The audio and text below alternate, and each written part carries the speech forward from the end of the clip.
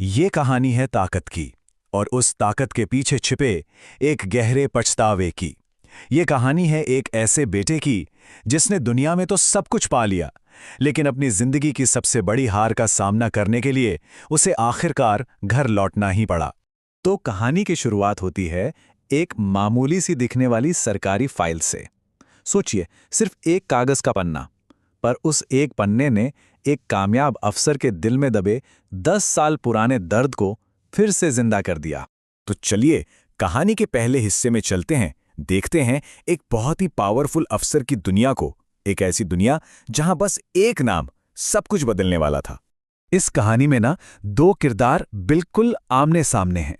एक तरफ है डीएम मोहन सिंह, जिले के सबसे ताकतवर अफसर, जिनके एक इशारे पर पूरा सिस्टम हिल जाता है। और दूसरी तरफ कस्तूरी देवी, जो अब बस एक सरकारी फाइल में दर्ज एक बेसहारा बूढ़ी औरत का नाम बनकर रह गई हैं। और बस यहीं पर कहानी पूरी तरह से घूम जाती है। जैसे ही डीएम मोहन सिंह की नज़र उस रिपोर्ट में लिखे नाम कस्तूरी देवी पर पड़ती है, मानो सब कुछ ठहर जाता है। उनका सारा कंट्रोल, सारा संयम सब टूट जाता है। हाथ कांपने लगते हैं और कलम हाथ से छूटकर नीचे गिर जाती है। सिर्फ एक नाम और 10 साल का भूला हुआ अतीत एक पल में आंखों के सामने आकर खड़ा हो गया। तो सवाल यह है कि आखिर उस एक नाम में ऐसा क्या था? इस सदमे के पीछे की कहानी क्या है? इसे समझने के लिए हमें 10 साल पीछे जाना होगा। मोहन का बचपन गरीबी और एक मां के बेहिसाब त्याग की कहानी है। पिता के गुजर जाने के बाद मां कस्तूरी देवी ने बस एक ही कसम खाई थी कि अपने बेटे मोहन को पढ़ा लिखाकर बहुत बड़ा आदमी बनाएंगी। और इस सपने के लिए उन्होंने क्या नहीं किया। खेतों में काम किया, ईंट के भट्टों पर मजदूरी की, घर घर जाकर सफाई की। और हां, वो बहुत सख्त थीं, लेकिन उनकी इस सख्ती के पीछे सिर्फ एक डर था कि कहीं उनका बेटा गलत रास्ते पर ना निकल जाए। लेकिन यहीं से मां और बेटे के रिश्ते में दरार पड़नी शुरू हो गई। मोहन को अपनी गरीबी से चिढ़ होने लगी थी, मां की सख्ती उसे बंधन लगने लगी थी। और फिर वो रात आई। 16 साल का मोहन नशे की हालत में घर लौटा। मां से जबरदस्त लड़ाई हुई और उसी रात वो चुपचाप घर छोड़कर चला गया, पीछे मुड़कर भी नहीं देखा। और फिर ठीक 10 साल बाद वही लड़का आज जिले का सबसे बड़ा ऑफिसर, डिस्ट्रिक्ट मजिस्ट्रेट था। तो चलिए अब वापस आज में लौटते हैं, उस सरकारी दफ्तर में जहां डीएम मोहन सिंह के अंदर एक तूफान मचा हुआ है। एक ऐसी उथल-पुथल जो उसे एक बहुत बड़े फैसले की तरफ ले जा रही है। उस रात मोहन एक पल के लिए भी सो नहीं पाया। जानते हैं क्यों?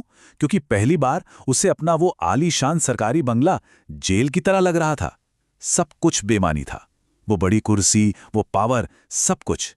एसी की ठंडी हवा भी उसके माथे के पसीने को नहीं सुखा पा रही थी, क्योंकि उसके दिलो दिमाग में अपनी मां की यादों की आग जल रही थी। और अगली सुबह मोहन एक फैसला लेता है। वो अपनी सरकारी गाड़ी, अपना रुतबा, सब कुछ पीछे छोड़कर, अपनी पहचान छिपाकर अकेले अपने गांव की ओर निकल पड़ता है। पूरा रास्ता उसके मन में बस एक ही सवाल घूमता रहा। 10 साल की इस चुप्पी के बाद एक बेटा अपनी मां से क्या कहेगा? वो उनका सामना कैसे करेगा? और आखिरकार वो अपनी मंजिल पर पहुंच ही जाता है, उसी जगह जहां से 10 साल पहले वो भागा था।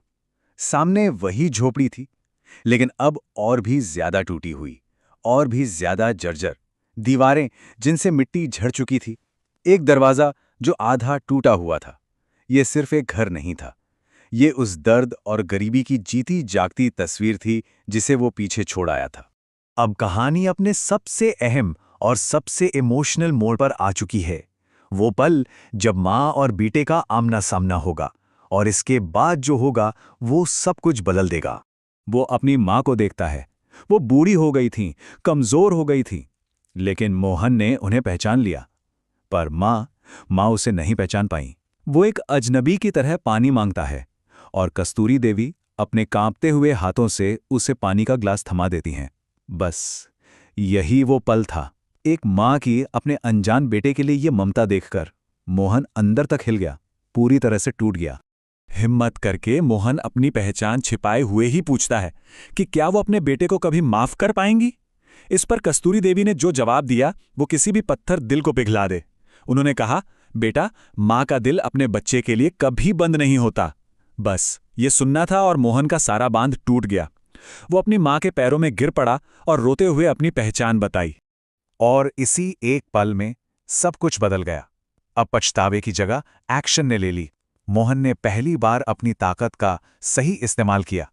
उसने फोन घुमाया और जिले के सभी बड़े अधिकारियों को फौरन गांव तलब किया। मौके पर ही सालों से अटकी हुई बुजुर्गों की पेंशन जारी हुई, राशन कार्ड बने, टूटे-फूटे घरों की जगह पक्के मकानों को मंजूरी मिली और दबंगों ने जो जमीनें हड़पी थीं, उनका सर्वे शुरू हुआ। मोहन ने साफ कह दिया कि अब किसी भी तरह का भ्रष्टाचार बर्दाश्त नहीं होगा, सीधी एफआईआर होगी। उसने उस दिन साबित कर दिया कि असली पावर कुर्सी में नहीं, बल्कि लोगों की सेवा करने में है। तो चलिए अब कहानी के आखिरी पड़ाव पर चलते हैं और समझने की कोशिश करते हैं कि इस पूरी कहानी का असली मतलब क्या है, इसका असली संदेश क्या है। उसकी कामयाबी को असली पहचान किसी मेडल या प्रमोशन ने नहीं, बल्कि उसकी माँ के शब्दों ने दी। जब उन्होंने मोहन को देखकर कहा, बेटा, आज तू बहुत बड़ा आदमी नहीं, आज तू एक अच्छा इंसान बन गया है। और यकीन मानिए, ये शब्द मोहन के लिए उसकी डीएम की कुर्सी से भी कहीं ज्यादा बड़े थे। तो असल में ये कहानी दो तरह की ताकतों के बारे में है। एक तरफ है कुर्सी की ताकत, जो सिर्फ अधिकार, फाइलों और ऑर्डर्स तक ही सिमटी हुई है, और दूसरी तरफ है इंसानियत की ताकत, जो माफी से, सेवा से और एक माँ के आशीर्वाद से मिलती है। और मोहन ने आखिरकार अपनी असली ताकत को पहचान लिया था।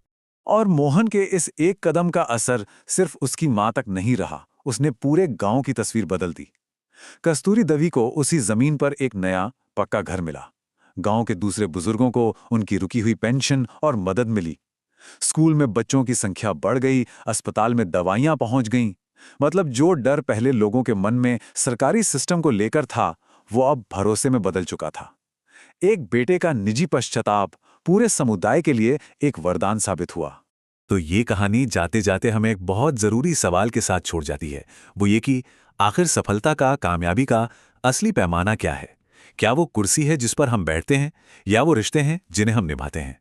सोचने वाली बात है।